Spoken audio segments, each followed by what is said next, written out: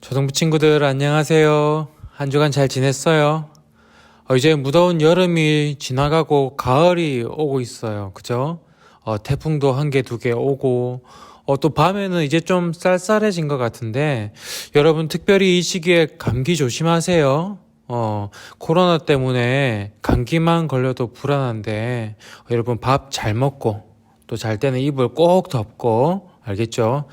내 허락 없이 아프면 안 돼요. 알겠죠? 몸도 마음도 영혼도 건강하게 자라나는 여러분들이 되기를 축복하고 기도합니다. 자, 그러면 우리의 마음이 또 우리의 영혼이 믿음이 건강해질 수 있도록 우리 이 시간 함께 초등부 예배를 드리도록 하겠습니다. 여러분 지난번에 한번 드렸던 찬양인데 그의 생각이란 찬양 기억나나요? 우리 그의 생각 함께 찬양하면서 우리 초등부 예배를 시작하도록 하겠습니다. 함께 찬양할게요. 하나님은 너를 만드신 분, 너를 가장 많이 알고 계시며, 하나님은 너를 만드신 분, 너를 가장 깊이 이해하신단다. 하나님은 너를 지키시는 분, 너를 절대 포기하지 않으며, 하나님은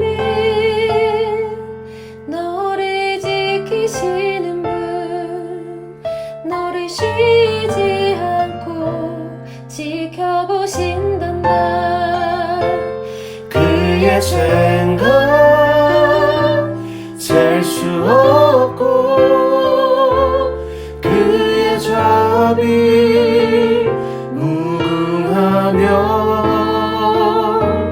그의 성실 날마다 새롭고, 그의 사랑 끝이 없단다.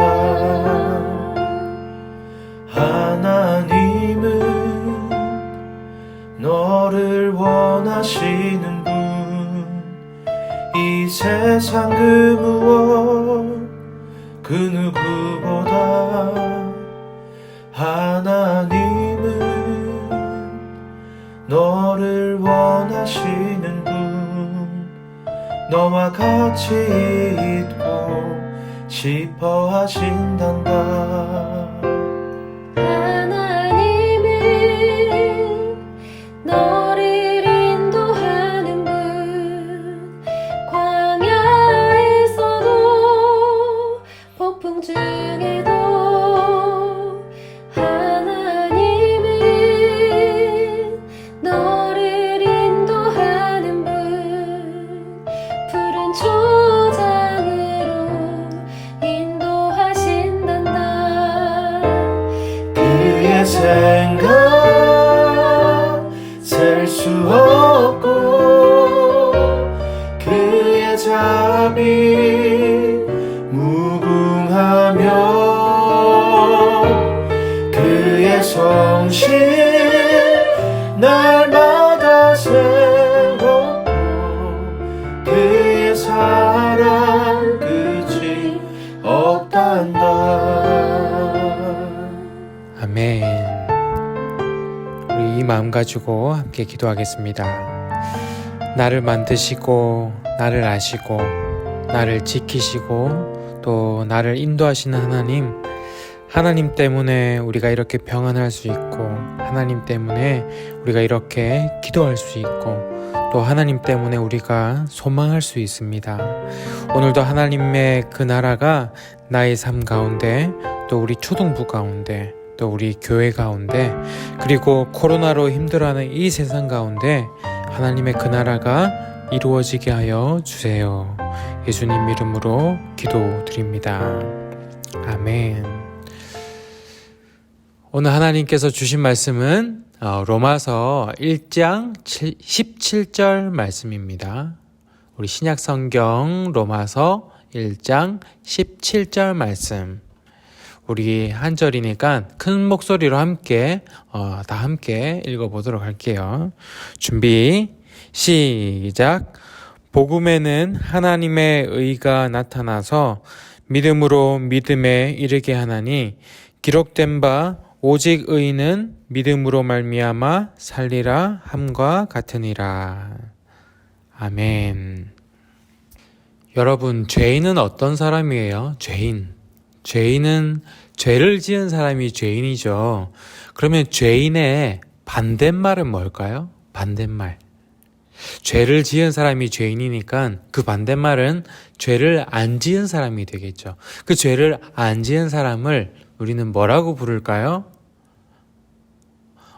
우리는 의인이라고 불러요. 의인. 들어봤죠? 의로운 사람. 옳은 생각을 하고 옳은 행동을 하고 옳은 삶을 살아가는 사람. 그게 바로 의인이에요. 자, 그런데 성경에 보면 구원에 대해서 되게 많이 이야기하잖아요. 그런데 이 구원이란 게 뭐냐면 죄를 지은 죄인이 죄를 안 지은 의인이 되는 거. 이게 바로 구원이래요. 왜 죄인이 의인이 되는 게 왜 구원일까요? 여러분, 죄 지은 사람은 뭘 받아요? 벌을 받잖아요. 이 세상에서 죄를 지으면 감옥에서 자유를 빼앗겨서 살아가는 거. 그게 벌이죠. 그런데 하나님 앞에서 죄에 대한 벌은 영원한 벌이에요. 영원히 벌 받는 거예요.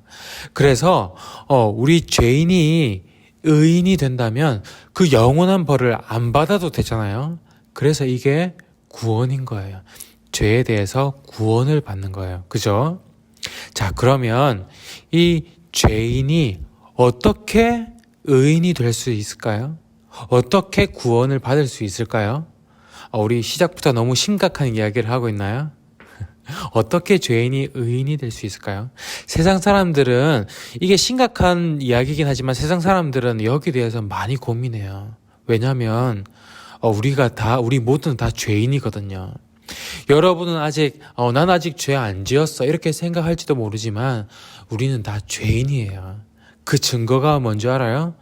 여러분 마음속에 미워하는 마음 전혀 없나요? 있잖아요. 거짓말하는 마음 없나요? 있잖아요. 그리고 무엇인가 욕심내는 마음 있잖아요. 그게 죄가 있다는 증거예요. 그래서 우리 모두는 다 죄인인 거예요. 다 죄인이에요. 그래서 우리는 영원한 벌을 받게 되어 있어요. 그래서 사람들은 이 의인이 되려고 고민을 굉장히 많이 해요. 의인이 되려고 노력도 굉장히 많이 해요. 착한 일도 많이 하고 선행도 하고 이런 것도 해보고 저런 것도 해보고 노력을 굉장히 많이 하는 거예요. 그래서 오늘은 의인이 되려고 하는 사람들에게 과연 바울은 어떻게 이야기했을까? 우리 말씀을 통해서 한번 나눠보려고 해요. 오늘 말씀은 로마서예요.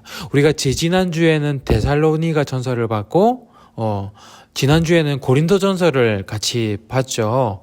오늘은 로마서를 같이 볼 거예요. 여러분 이제는 로마서 이 이름만 봐도 이 로마서가 어떤 건지 알겠죠? 로마서는 바울이 로마 교회에 쓰는 편지예요. 편지.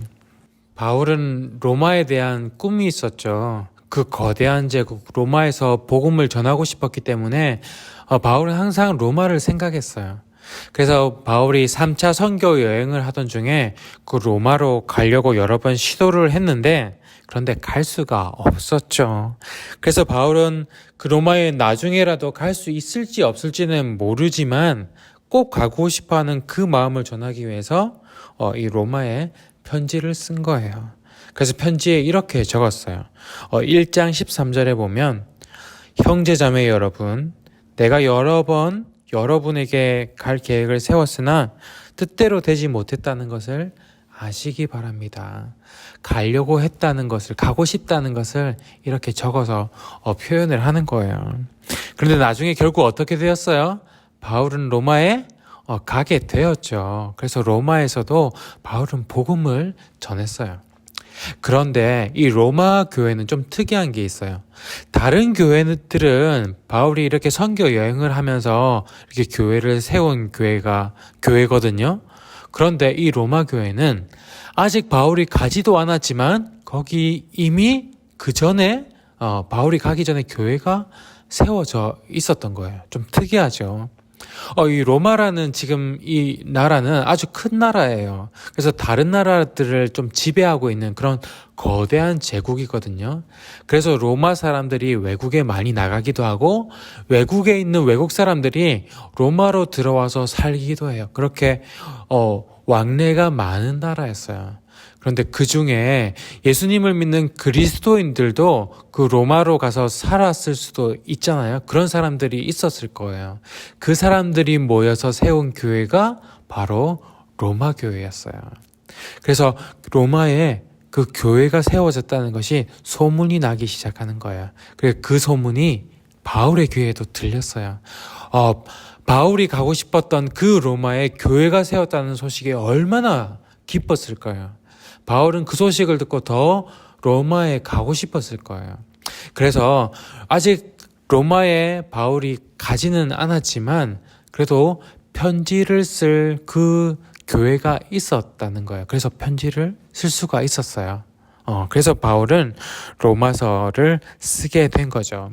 그런데 이 로마 교회에도 한 가지 어려움이 있었어요.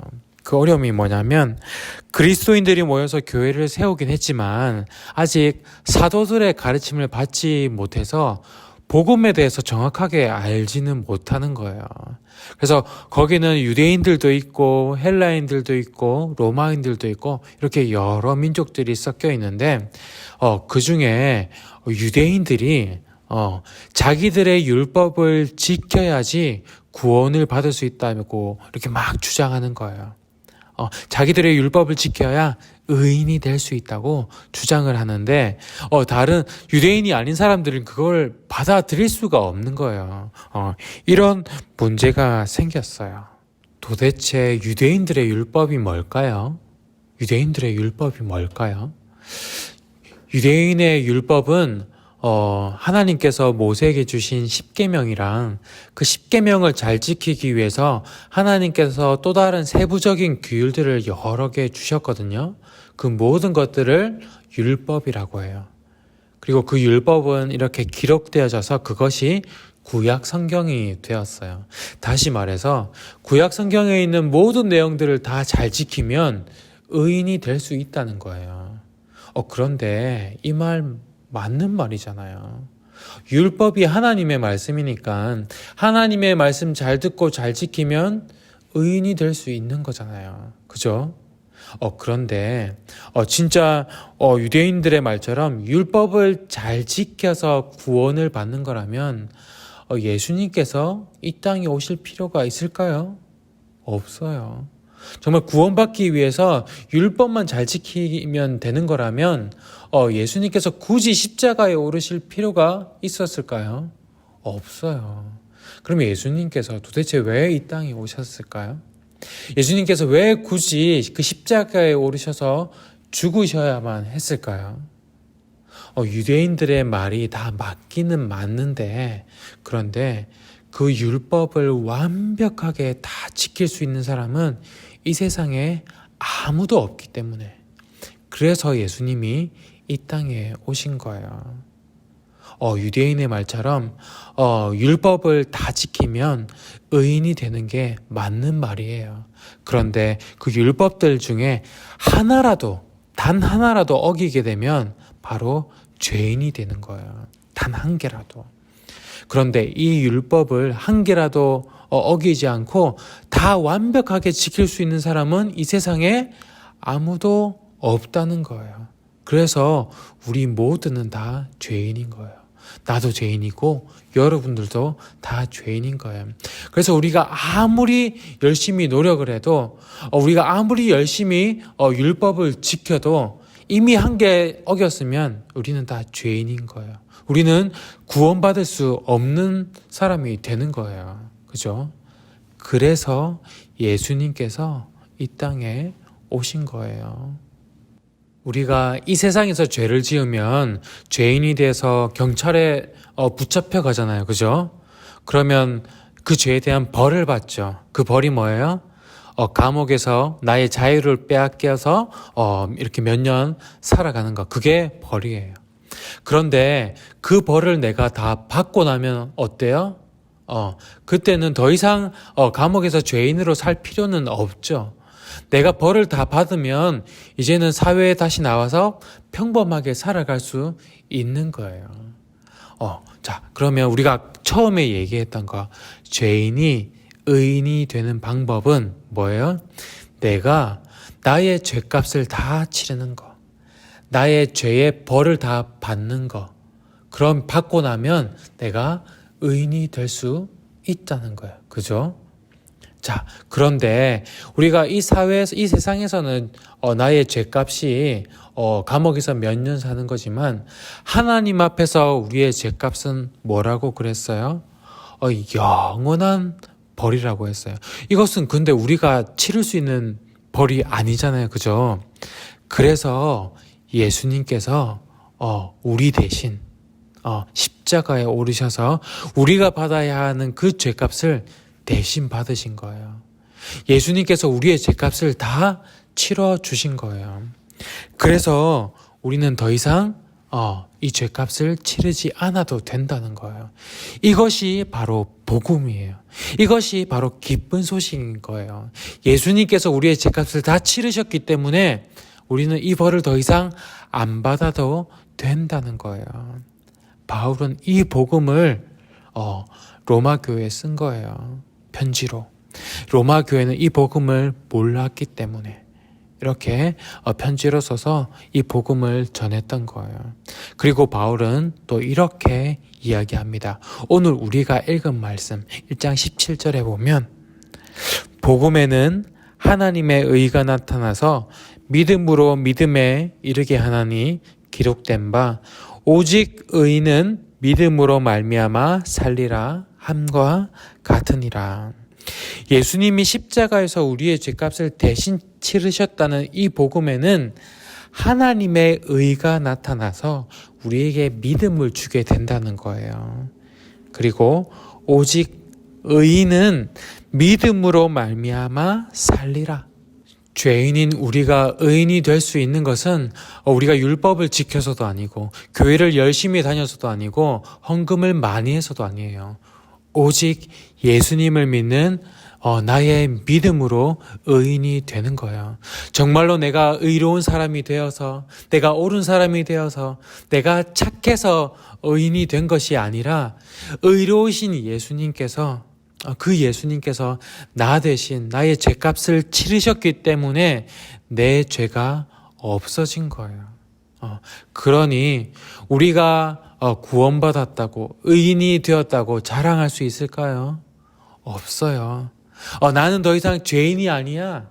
나는 의로운 사람이야. 나는 구원받았어. 그렇게 자랑하며 뽐낼 수 있을까요? 없어요.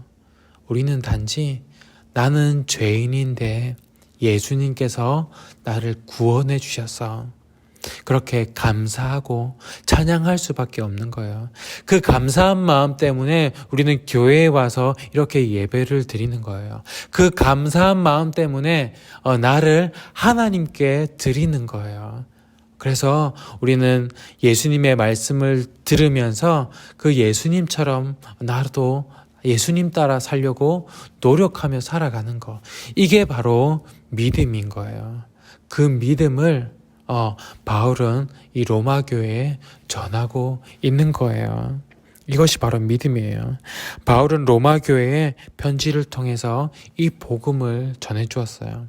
그리고 나중에 어떻게 됐어요? 바울은 로마에 가게 되었죠. 비록 죄수의 신분으로 갔지만, 비록 가서 감옥에 갇히게 되었지만, 그 바울의 편지를 접하고 그 복음을 접한 사람들이 바울에 있는 곳에 찾아왔잖아요. 그래서 다시 복음을 듣고 바울이 전해주는 하나님의 말씀을 듣게 되었잖아요.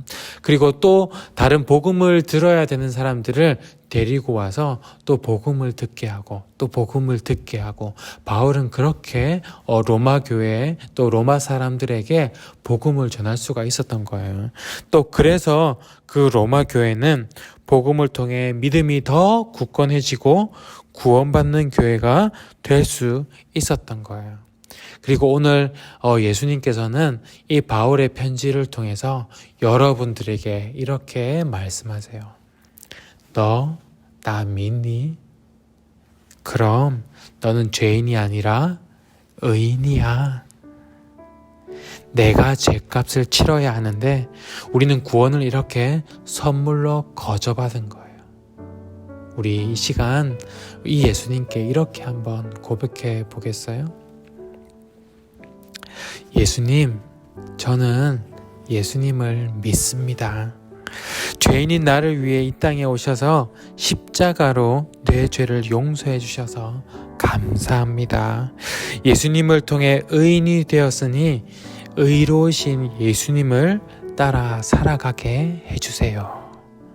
우리 이 시간 우리 이 마음을 여러분들의 입술로 여러분들의 고백으로 하나님께 올려드리도록 할게요. 함께 기도하겠습니다.